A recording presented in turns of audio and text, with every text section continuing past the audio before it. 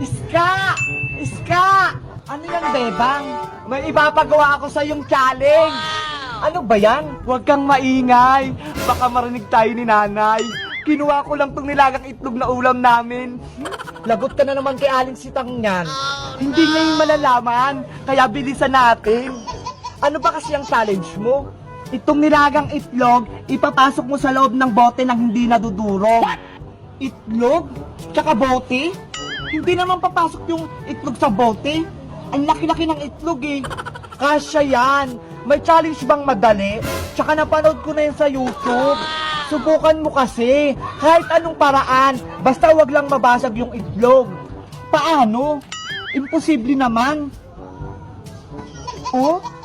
Bebang, ika, ano yan? Ikaw pala, princess.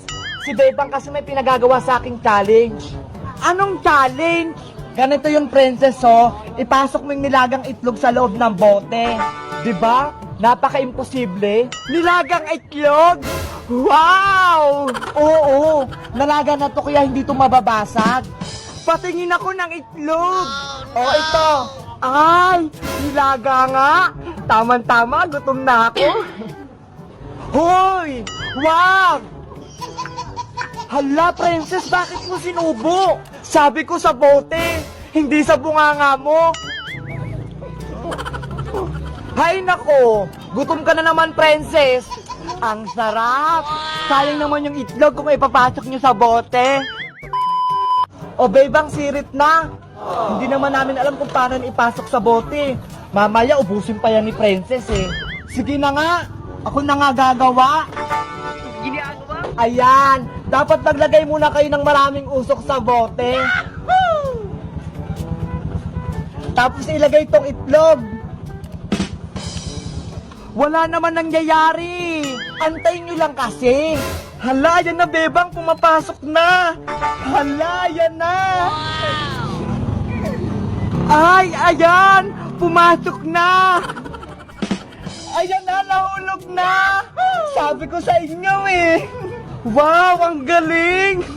Diba, sabi ko sa inyo, magic. Hala, si Nanay Sitang. Anong magic? Hala, lagot. Anong ginawa mo sa ulam nating itlog?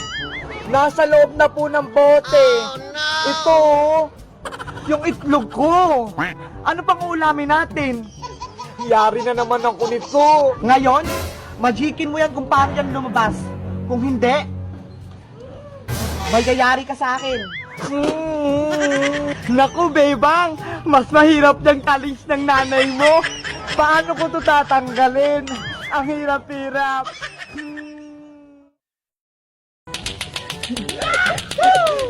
Bebang, tignan mo si Magic Lola, oh. Oh, no. Ay, nagigib ng tubig si Magic Lola. Saan niya kaya niyang gagamitin? Hindi ko mapuno-puno tong kinakargahan ko. Ang laki-laki kasi. Magic Lola, para saan po yung nigib niyong tubig? Bebang, naubusan kasi ako ng tubig sa bahay. Maglalaba ako, kaya ako nag-iigib. Ganun po, kawawa naman kayo, Lola. Pagod na nga ako magbuhat. Masakit na tong likod ko. Gusto niyo po, tulungan po namin kayo ni Princess Magic Lola? Talaga, Bebang? Tutulungan niyo ako ni Princess? Hala, Bebang, ayoko, no? Ang hirap kaya magbuhat. Sige na, Princess, tulungan na natin si Lola. Tsaka wala naman tayong ginagawa eh.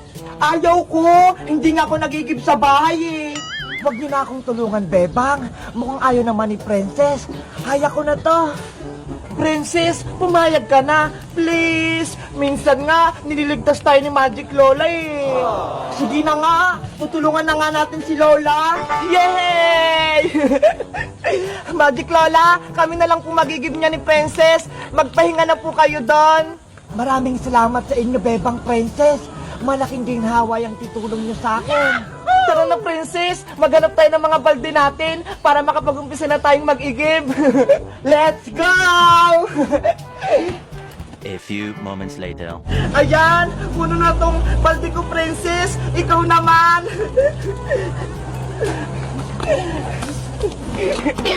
Buti na lang, malitong timba ko. Mapupuno to agad. Hala, princess, sobrang liit naman yung balde mo. Baso lang yan eh. Ayoko kasi mapagod, bebang, para hindi ko sumakit yung kamay ko magbuhat. Ang tabad mo naman, matagal nating mapupuno yung tubigan ni Lola kung ayan lang yung gamit mo. Basta, ito gagamitin ko pang igib. Sige na nga, buhatin na nga natin to.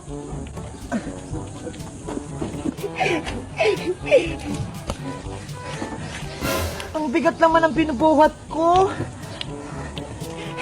Ako din, ang bigat-bigat itong binubuhat ko. Nandito na tayo sa drum, princess. Ilagay na natin yung mga tubig.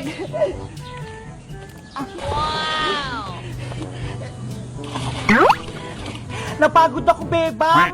Ang lit nga ng balde mo eh. Ang gagan lang yan. Paano ka naman napagod? Mabigat kaya to. Magigib na nga lang tayo para mabilis. Sige! Ang sipag-sipag talaga ni Bebang. Si Princess naman, ang tamad-tamad. Ang lit-lit na kinakargang tubig.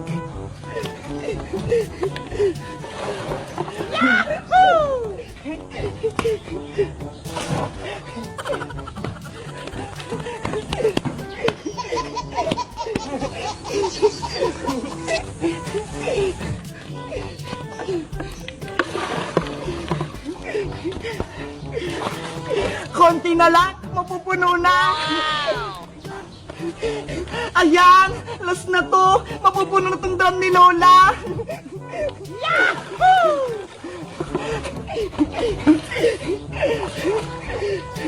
Sa wakas, tapos na tayo magiging bebang.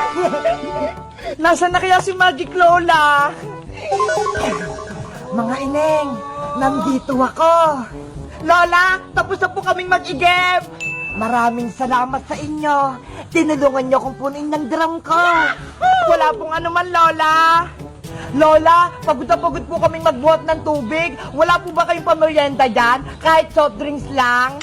Ay, ganun ba, princess? Siyempre naman, may soft drinks ako para sa inyo. Totoo po. Magic Balde, magbigay ka nga sa akin ng soft drinks.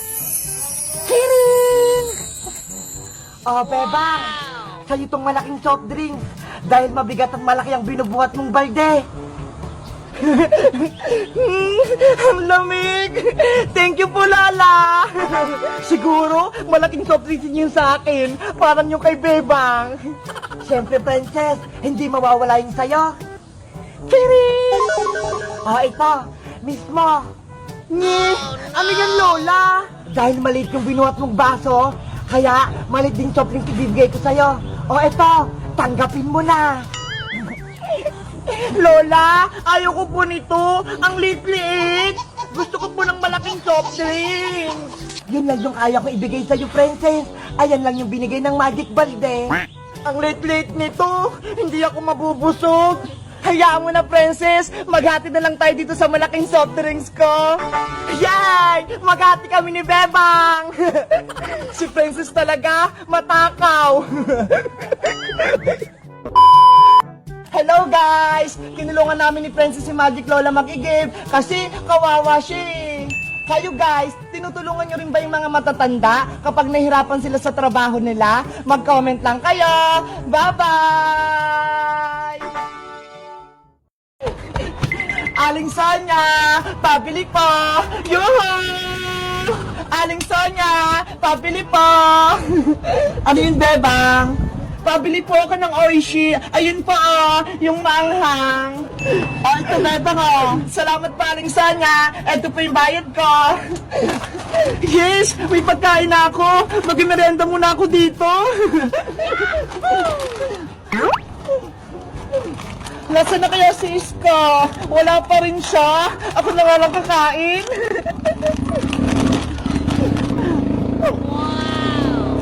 Malalagot ka sa akin ngayong, Bebang. Makakaganti rin ako sa'yo. Bayang! Ano yun, princess? Bayang, alam mo ba, may sinabi sa akin si Bebang tungkol sa'yo. Ano na naman yun?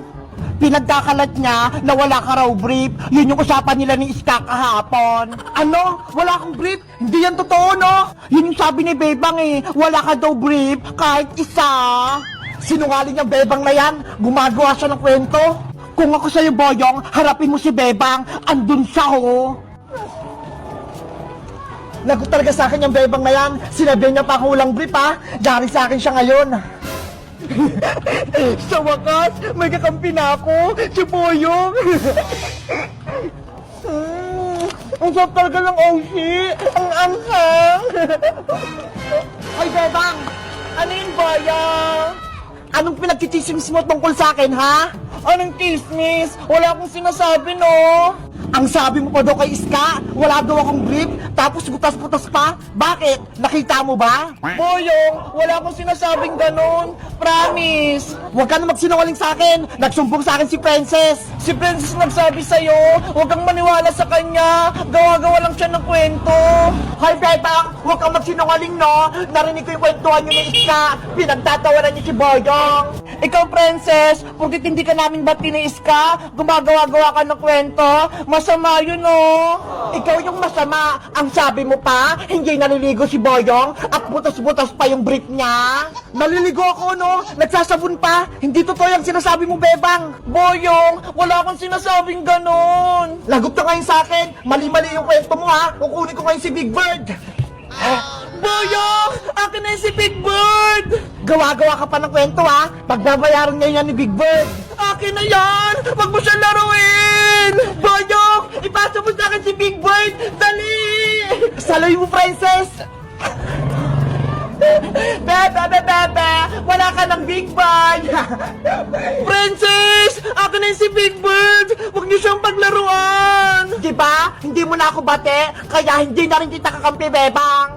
Huwag mo idama si Big Bird! Akin yan! Nandiyan na si Bebang! Boyong! Saluin mo! Yahoo! Amin na si Big Bird!